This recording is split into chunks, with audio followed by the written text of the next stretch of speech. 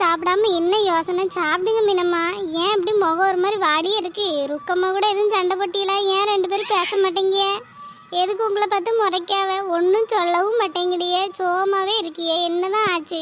சரி, ருக்கம்மா உங்கள் மேலே கோச்சிட்டு எங்கே போறாவ?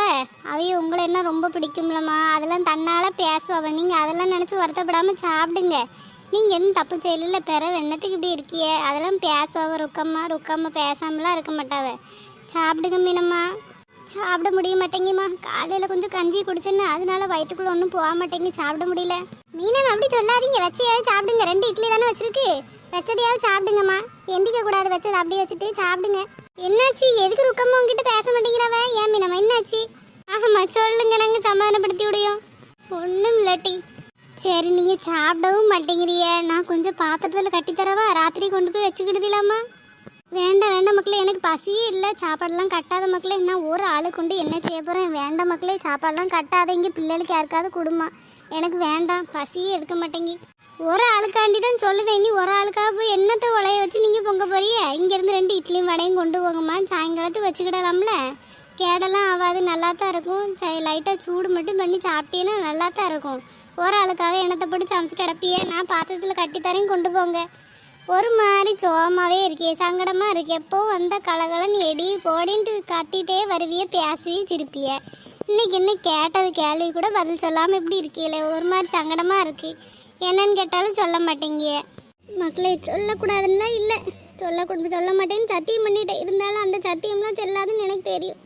ஆனால் சொல்லணுமா வேணாமான்னு மனசுலாம் ஒரே பயமாக இருக்குது மக்களே. பதறது. சொன்னாலும் பிரச்சனை, நான் சொல்லாமல் இருந்தாலும் பிரச்சனை. நான் எல்லாருக்கும் ரொம்ப பெரிய துரோகம் பண்ணிட்டேன் ராணி. அதனால தான் ருக்கு என்கிட்ட பேசாமல் இருக்கா. நான் ரொம்ப பெரிய பொய் சொல்லிட்டேன், அதனால தான் என்கிட்ட பேசாமல் இருக்கா. என்ன வினமா சொல்லுதே? நீங்கள் அப்படிலாம் எதுவும் சொல்ல மாட்டீல்ல. நீங்கள் எதுக்கு போய் எங்களுக்கு துரோகம் செய்ய போறிய? நீங்கள் என்ன போய் சொல்ல மாட்டீங்க, சொல்ல போறிய? அப்படிலாம் நீங்கள் செய்ய மாட்டீங்கன்னு தெரியும்ல மினம்மா. பிறவு என்ன? சங்கடப்படாது, ஏதாவது சின்ன விஷயமா இருந்தால் சரி பண்ணிக்கலாம், விடுங்க. என்ன போய் சொன்னீங்க? அதையாவது சொல்லுங்க. ஏதாவது சின்ன விஷயமா இருந்தால் நாங்கள் சொல்லி சரி பண்ணுவோம்ல. என்னாச்சுமா? என்ன போய் சொன்னீங்க?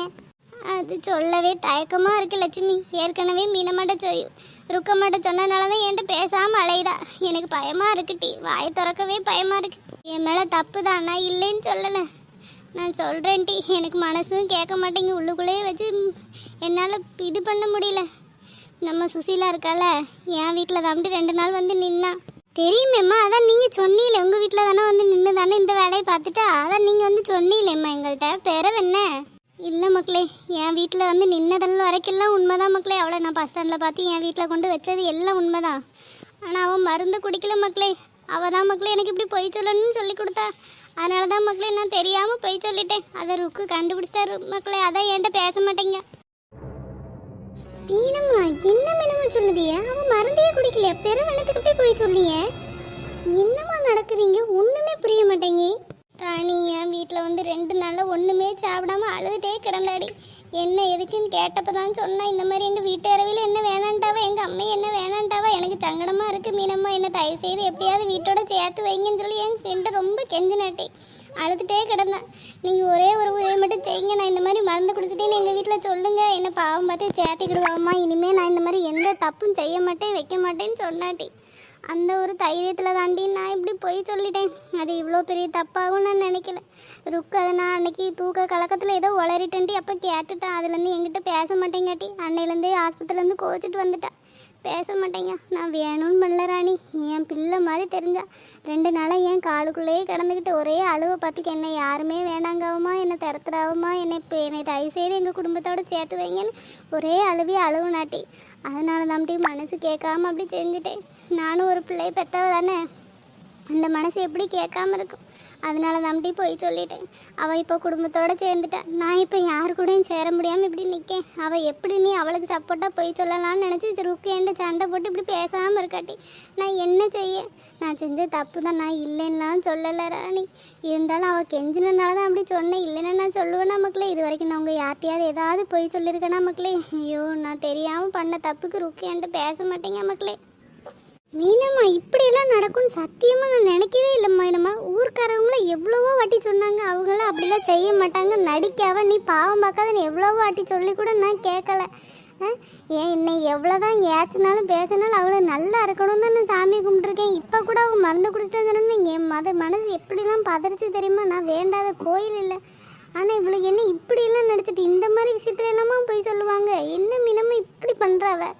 இன்னைக்கு காலையில் கூட என்னை ரோட்டில் பார்த்து அந்த ஏசாமா அந்த பொம்பளை அவள் சாவ கிடக்கான்னு நான் விசேஷம் வைக்கிறேன்னு சொல்லி என்ன அவ்வளோ பேசியா? ஊருக்காரவி அவ்வளோ பேர் சொல்லி கூட நான் ஒரு நாள் கூட கேட்டது கிடையாது. அன்றைக்கி எங்கள் மாமியாக்காரி வேஷம் மட்டும் இப்படி தாம்மா நம்பி ஏமாத்த. ஐயோ இந்த பொம்பளைக்கு உடம்பு சரியில்லையேன்னு நினச்சேன். அதுக்கப்புறம் அதையும் அப்படி தான் பொய்யின்னு அழுவ. பிறகு மக துட்டை தூக்கிட்டு போயிட்டான்னு வீட்டை விட்டு அனுப்புனாவன் அவ. இப்போ அவள் மருந்து குடிச்சிட்டு நீ என்ன தான் ஒரு இப்படி ஏன் என் வாழ்க்கையை போட்டு ஏமா எப்படி சீரழிக்காவ சொல்லுங்கள். இவளுக்கு செய்த அந்த நாடகத்துக்கு என்னையும் சேர்த்துக்கிட்டு அழுவமா உடையில. காலையில் கூட அவ்வளோ பேசுகிறா. நீ நல்லா இருக்க மாட்டேன், நாசமாக போயிடுவேன், நடுத்தருவில் தான் நிற்ப, அப்படி இப்படின்னு அவ்வளோ பேசிட்டு போகிறேன். நான் யார்கிட்ட போய் சொல்ல என்னத்தை செய்ய இப்படி பண்ணுறாளுகளே. ஆனால் இவளுக்கெல்லாம் நல்லா தானே இருக்காளவு. அக்ரூவ் பண்ணுற எல்லாரும் நல்லா தானமாக இருக்காவ. நம்ம நல்லது நினைக்கவங்க தான் இப்படி கிடந்து கஷ்டப்பட்டுட்டு இருக்கோம். இந்த பொம்பளைக்கெல்லாம் நான் என்ன பாவம் பண்ண சொல்லுங்க, இப்படிலாம் பேசிட்டடாக்கா. சீ, இவெல்லாம் ஒரு பொம்பளையாட்டி என்ன பொம்பளையில விடுதலாம் சொல்லு பாப்போம். ஒரு மனுஷனுக்கு கொஞ்சம் நஞ்ச பொய் இருக்கலாம், இப்படி வாழ்க்கையே பொய்யாவா இருக்குது. இன்னும் யாரையாரதான் ஏமாத்த போராடுவான்னு தெரிய மாட்டேங்கி இப்படி நாடகம் போடுதாளுகளே. வாய் திறந்தா பொய் தான், ஒரு வார்த்தையாவது உண்மை இருக்கான்னு பாரு. இன்னும் என்னென்ன பொய் சொல்லி ஊரை ஏமாத்திட்டு செய்தாளுன்னு தெரிய மாட்டேங்கி நாசமா போனவளுவ. இந்த இதுல வேற இவ்வளோ பேச்சு வேற அவளுக்கு வேக்கானமா வந்து எப்படிதான் இவ்வளோ தைரியமா வெளியில வந்து பேசாடுவ.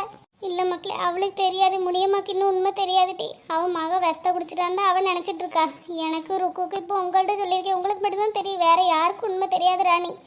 அவள் ரொம்ப கெஞ்சி கேட்டனால மட்டும்தான் ராணி நான் இப்படி போய் சொன்னேன். ஆனால் இது இவ்வளோ பெரிய ஆபத்தில் வந்து முடியும்னு நான் நினைக்கல. ருக்கு இப்போ என் மேலே கோச்சிக்கிட்டு பேசவே மாட்டேங்க. அவளுக்கு தான் நடிக்கானா நீயும் சேர்ந்தில்ல இப்படி போய் சொல்லிட்டேன்னு என் மேலே கோபமாக இருக்கா. நான் என்னென்னமோ சொல்லி பார்த்தேன், அவன் கேட்காத மாதிரி இல்லை. எனக்கு ஒரு மாதிரி சங்கடமாக இருக்குது. எத்தனை வருஷம் நட்பு தெரியுமா? ஒரு நாள் கூட நான் பேசாமல் இருந்ததே இல்லைம்மா. இப்போ இப்படி பேசாமல் இருக்காளே, எனக்கு அவன் முகத்தை பார்க்க அழுவையாக வருது. நான் என்ன சொல்லுதுன்னு எனக்கு ஒன்றும் புரிய மாட்டேங்கி மீனம்மா. என் வாழ்க்கையை கெடுக்கிறதுக்குன்னே இவளுக்கு 2 பேரும் இருக்காளுவ. கொஞ்சம் நஞ்சம் போய் பேசலாமா? இப்படி இல்லாமல் ஒரு பொம்பளையில் நடிப்பாளுவ. இனி இவளுக்கு இவ்வளோ தூரம் துணிஞ்சிட்டாளுவளே. இன்னும் வேற என்னத்துக்கு இவளுக்கு பொய் சொல்லாமல் இருப்பாளுவ சொல்லுங்க பார்ப்போம். இவ்வளோ பொய் சொல்லுதவ நாளைக்கு வேற எதுவும் சொல்ல மாட்டாலும் என்ன நிச்சயம் சொல்லுங்க. ஐயோ கடவுள், எனக்கு நினச்சாலே தலையெல்லாம் சுற்றுது. இவளுக்கு திருந்தவளுவலா மாட்டாளுவலா? நம்ம இவளுக்கு பாதைக்கு எதுக்காவது போகிறேன்னா நான் என்னைக்கு அந்த வீட்டை விட்டு வந்தேன்னா அன்னையோடு ஒதுங்கிட்டோமா. நானும் என் பிள்ளைகள் நான் கஷ்டப்பட்டு தான் காட்டு வேலைக்கு மேட்டு வேலைக்கு லட்சுமி அக்கா வீட்டிலலாம் தோட்ட வேலைக்கு போய் எவ்வளோ கஷ்டப்படுதுன்னு அவள்கிட்ட கேட்டு பாருங்க. தோட்ட வேலை காட்டு வேலைன்னு கிடைக்கிற 10 ரூபா கிழிஞ்ச ப்ளவுஸு கொண்டு தந்தாலும் அதை தச்சு கொடுத்து நான் 10 ரூபானாலும் 10 ரூபா ஒரு பால் வாங்கலாமே நினச்சி நான் வாழ்க்கையை ஓட்டிட்டடாக்கேன். இவளுக்கு யார்ட்டையாவது நான் எந்த வம்புக்கு தும்புக்கோ இல்லை. ஆனால் என்னை போட்டு இப்படி சீரழிக்கிற அளவுலேம்மா கொஞ்சம் மாதிரி பாவம்னா கூட தோண மாட்டேங்கி. இவளுகளும் ஒரு பொம்பளையில தானே. சீ, இவளுகளை நினைச்சாலே ஆத்திரமா வருதுமா. இவளுகளை என்னத்துக்கு உயிரோட வாழுதளவை சாவ வேண்டியதானே. இவளுகளும் ஒரு பொம்பளைலாம் மானம் வெக்க ரோசன் ஒன்றும் இருக்க மாட்டேங்குமா. நம்மளுக்குலாம் இப்படி ஒரு பேர் வந்துச்சுன்னா ரோட்டில் இறங்கி நடக்கவே அசிங்கமாக இருக்கும். இவளுகளை எப்படிதான் கொஞ்சம் கூட வெக்கமான சூடு சோரணை இல்லாமல் ரோட்டில் இறங்கி நடக்காளவும் தெரிய மாட்டேங்க ஆத்தாளம்மாவளும். மற்றவையெல்லாம் கூட போட்டு அவள் புருஷனும் மாமியார் என்ன பாடுபடுறாவளோ இவளெல்லாம் வச்சுக்கிட்டு. அந்த பையன் இவ்வளோ தலையில் கட்டிக்கிட்டு காலம் பூரா அனுபவிக்கணும். நம்ம கேட்குற இது பண்ணுற நம்மளுக்கே எப்படி இருக்கேன், அனுபவிக்கிற அவனுக்கு எப்படி இருக்கும். சீ, இவெல்லாம் ஒரு பொம்பளை. எனக்கெல்லாம் இப்படி ஒரு பிள்ளை இருந்துச்சுன்னா விஷ வச்சு கொன்றுவேன் நான். இப்படி நான் கேட்கவே நம்மளுக்கு ஒரு மாதிரி கடுப்பாக இருக்குது. எப்படி தான் இப்படி போய் சொல்லிட்டு அலையதளவுன்னே தெரிய மாட்டேங்கி. சரி விடுங்க மீனம்மா, அதுக்கு எதுக்கு நீங்கள் சங்கடப்படுத்தியே? உங்கள்கிட்ட அப்படியே நைஸாக பேசியிருப்பா, அதனால தான் நீங்கள் அப்படி சொல்லியிருப்பீ. எனக்கு தெரியும். என்ன செய்ய, உங்கள்கிட்ட வந்து அப்படி கெஞ்சி கேட்கும்போது நம்ம என்ன செய்ய முடியுமா? நானாக இருந்தாலும் அந்த இடத்துல அப்படி தான் செஞ்சுருப்பேன்.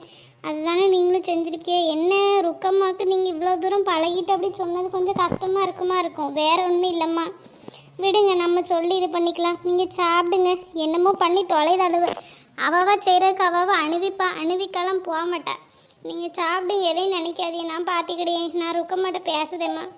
ஏட்டி, உன் மாமியார் வீட்டு வரைக்கும் போயிட்டு வருமா? அவளை போய் 4 நாக்கு பிடிக்காம நல்ல கேள்வி கேட்டு வருவான். காலையில் கூட வந்து ஆசிட் பண்ணாலும் ஒன்று அவளை சும்மாவா விட சொல்லுதே. வாட்டி நானும் வாரேன் கூட. அவளை இன்னைக்கு உண்டு இல்லாமல் 2 கொடுத்துட்டு வரணும்டி. அவளை எப்பவும் ஆசிட் மட்டும் விட்டுட்டு வந்துடும்ல, அதனால அவளுக்கு பையன் இருக்க மாட்டேங்கி. வா, 2 பேரும் சேர்ந்து ஆளுக்கு 2 பாடுபட்டு வருவோம். அப்போ தான் அவள் அடங்கி இருப்பா. இனிமேல் இந்த வாசப்படிக்கு வந்து எதுவும் பேசுவாளான்னு பார்ப்போம்.